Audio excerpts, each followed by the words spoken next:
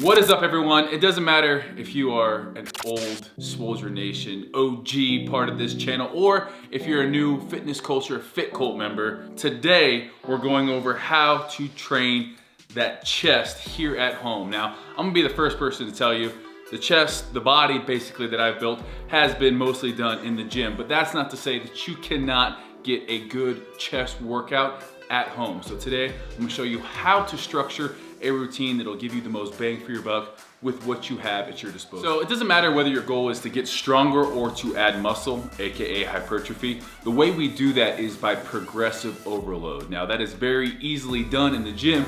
Here at home without weights, there's two ways we're gonna accomplish that. First, it's by creating angles so that we target the muscle in specific ways that we're able to overload that muscle. The second way is time under tension of any targeted muscles.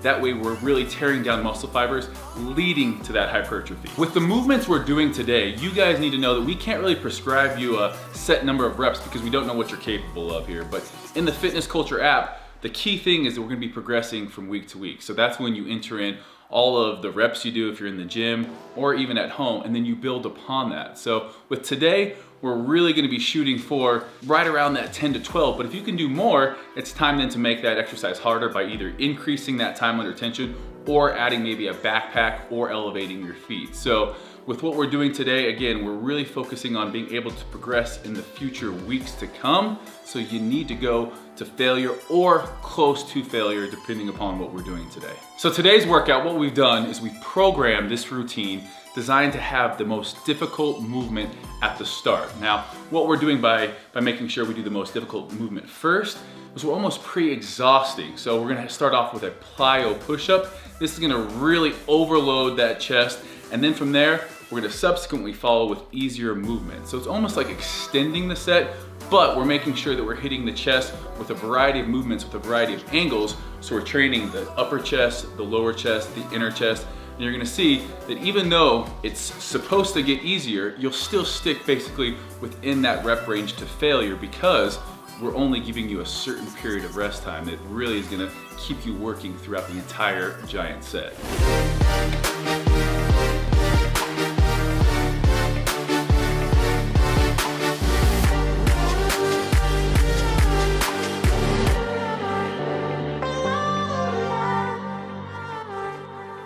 So first up, we have the plyometric push-up. Now this is gonna be super demanding on our central nervous system and is exactly why it's first in this routine. So we're gonna start out on top of the chairs or plyometric boxes if you're in the gym.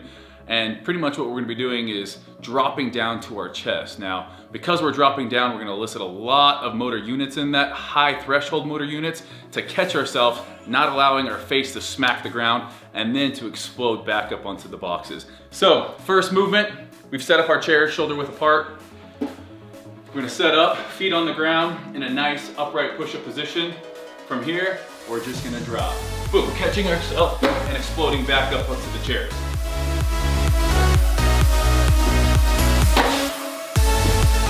Resetting each time at the top.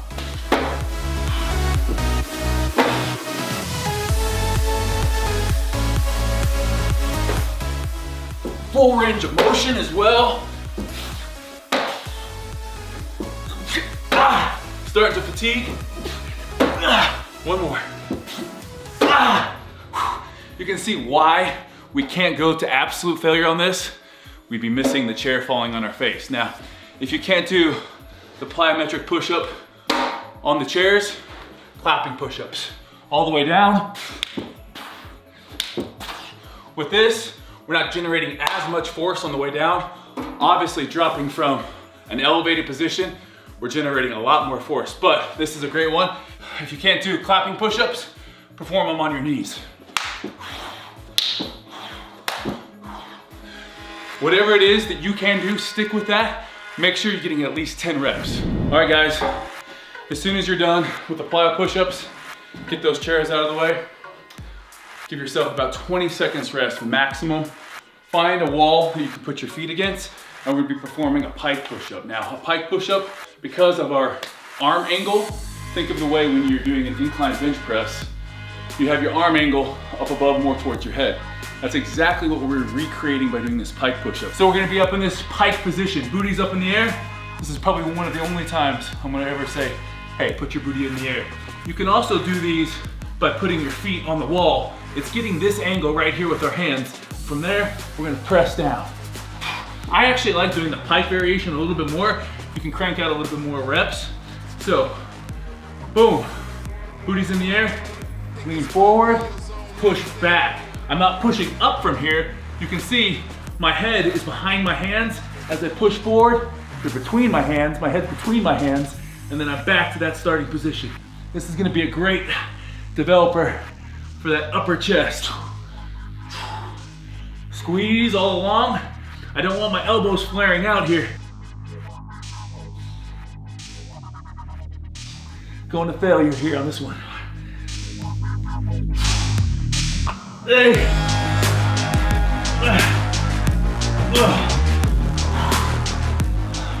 Leave that upper chest feeling like you just got done doing an incline dumbbell press. 20 seconds, and we'll be jumping into our next exercise.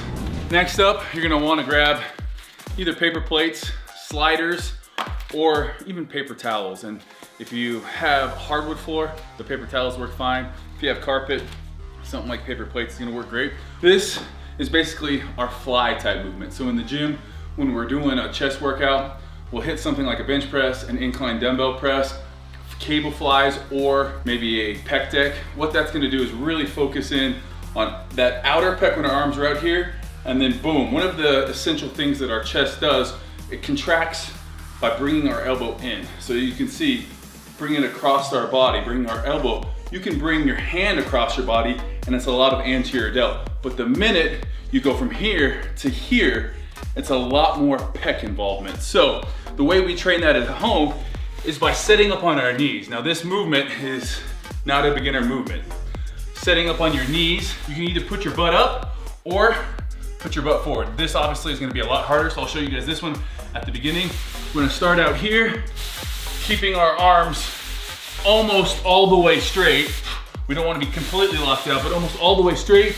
We're gonna be bringing it to the top and squeezing. You can see the amount of chest activation that goes on by doing that. Now, if you wanna push the hips through, it's gonna make it a little bit harder. Nice and slow. Again, one of the things we talk about is time under tension. 3 seconds, followed by 3 seconds on the way back in. Squeeze here. A lot of chest activation. Outer pec right there coming in. Now we're working that inner pec.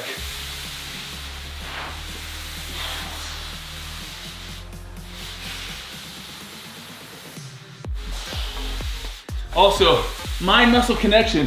If I start doing this, a lot of anterior delts taking over. So when I say mind muscle connection, it's getting in this position, slight bend in the arms all the way out, coming back up using just the chest. And that's it. Again, when people talk about mind muscle connection, it's great to have, but there's a purpose to it.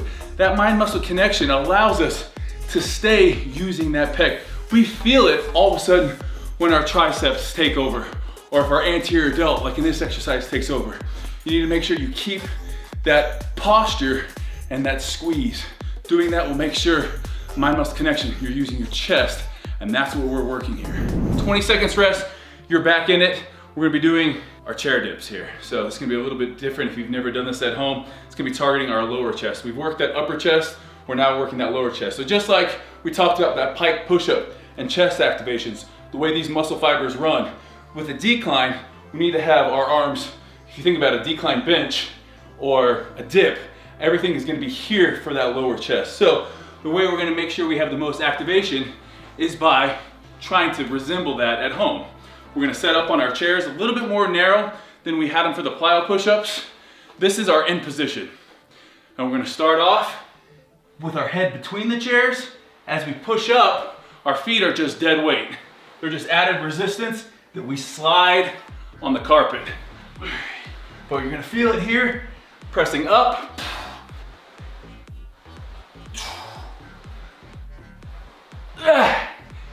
Again, keeping that mind-muscle connection.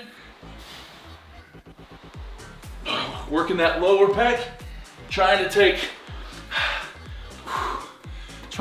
that anterior delt out of it by making sure we're in proper anatomical position. As we come up, I'm not here, keeping that chest nice and tight, scooping, squeezing, back down. Last one. Again, when I say till failure, it's failure with perfect form. Otherwise, we're gonna be using all of those triceps. We're gonna be walking out here, doing this. These types of movements, when we're really looking to target a more specific area, you gotta make sure that you're using the right angles, creating that tension, creating that angle to where we're utilizing our lower pec. Whew. This is a great chest workout. I've been in the gym doing traditional bodybuilding exercises and not had this great of a pump. All right guys, those are my 4 best chest exercises at home that you can do. Now, hopefully you guys have seen how we have put together our at-home chest workout. Really, we're not gonna necessarily do all these movements every single time we have a workout at home, depending upon what program you're in, but you can see how we come up with our training routines, really how we structure things. Now, if I'm under a time crunch, if I'm maybe doing a full body workout or in a hotel, if I wanna kind of get the best of all of these push-ups into one and just do one push-up, the one I'm gonna be doing is a Hindu push-up. Basically, we're gonna be in that pike position, coming down, working that upper pec, and then back into that dip movement, and then reversing it. So you can see this push-up right here gets both that upper pec in here to our lower pec. It's a good one for full range of motion as well, and it's gonna tire you out. That's extra credit, but what I want you guys to do is after 90 seconds of rest, after you do one of the giant sets, you're then back into it. So basically we have 4 different chest exercises. We have 3 rounds, 20 seconds in between each exercise, 90 seconds when you complete a full circuit. So this one, it's gonna get you pumped real quick, but also training to failure, we're gonna be getting more than just a nice pump out of it. We're gonna be breaking down those muscle fibers. So make sure, just like when you're training in the gym, your nutrition, even though you might be at home, training at home, your nutrition has to be on point. Because if you're not getting adequate nutrition, you're not gonna be able to grow muscle. So anytime that I'm looking to add muscle, I'm gonna be at a slight caloric surplus. Now, it's not to say that you can't add muscle and get leaner at the same time. That's in a whole nother video entirely, but it usually takes a lot more time. It's a slower process, and it all depends on someone's age, their experience levels. So we'll come into that in another video entirely, but hopefully you guys enjoyed this chest workout. I gotta get back to my next 2 rounds.